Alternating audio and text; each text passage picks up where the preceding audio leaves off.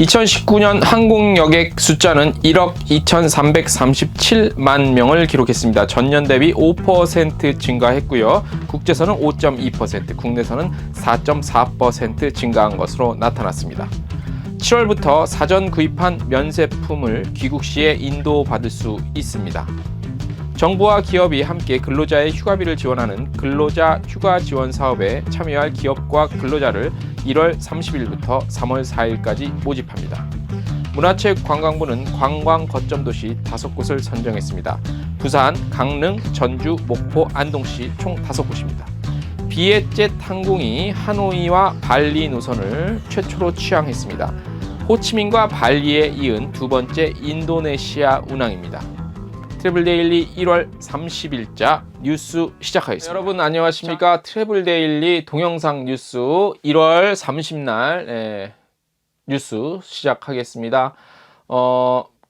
바이러스 문제로 업계가 가라앉아 있습니다. 분명히 우리 여행업계도 이 위기와 어려움을 이겨내는 날이 분명히 올 것입니다. 항상 긍정적으로 생각을 하고 미래를 준비해야 될 것 같습니다. 자, 오늘 심층 분석 기사죠.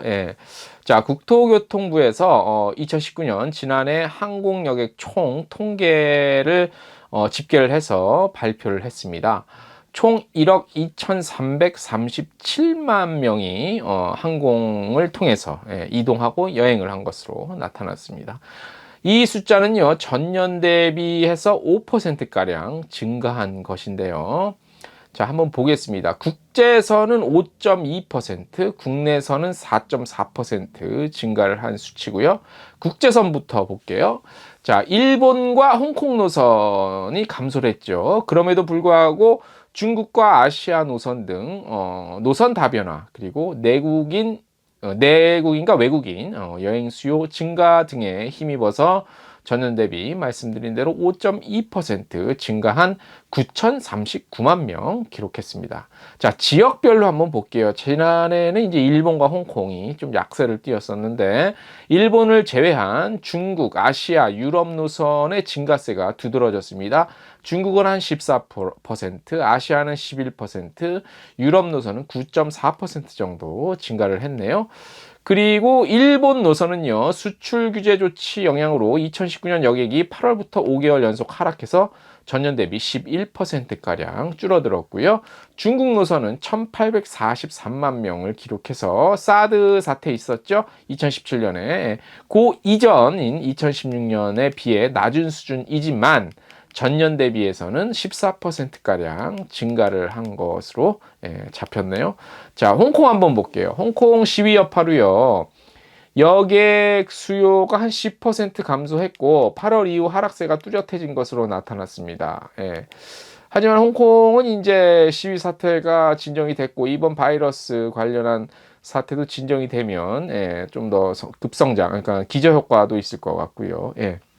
그리고 공항별로는요, 중국 및 아시아 노선의 여객 증가에 따라 인천, 제주, 무안, 청주 공항 등 모두 다 성장했습니다. 그리고 일본 노선 여객 감소 영향으로 김해, 김포, 양양공항은 하락세를 보였습니다.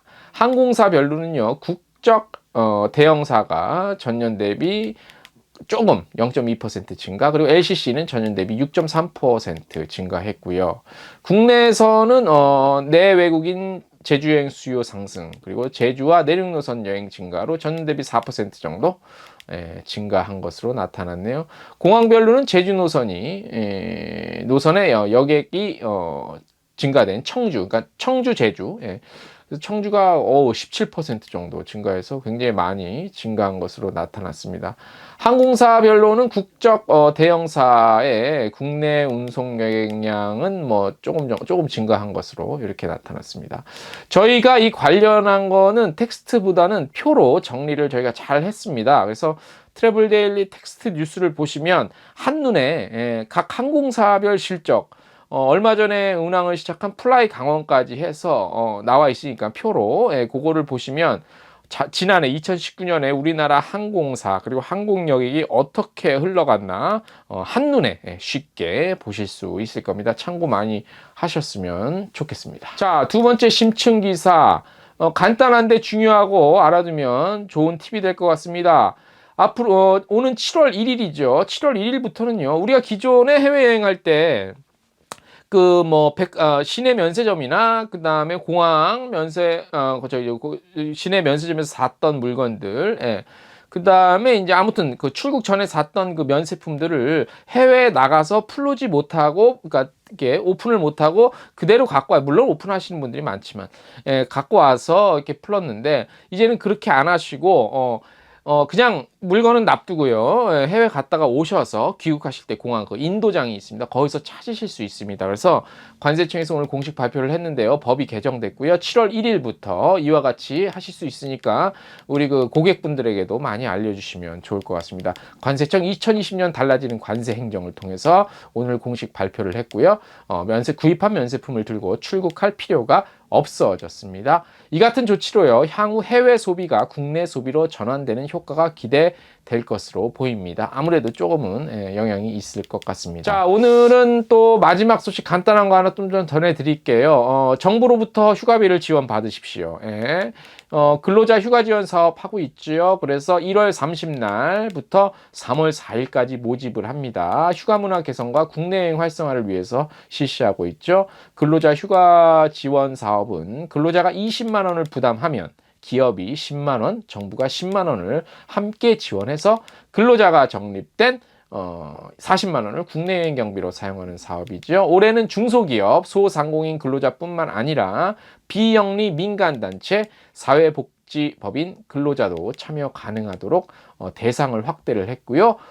모집 규모도 8만 명입니다. 3월까지 모집 및 적립금 조성을 완료하면 4월부터 내년 2월까지 11개월간 근로자가 적립금을 사용하는 일정으로 진행이 됩니다.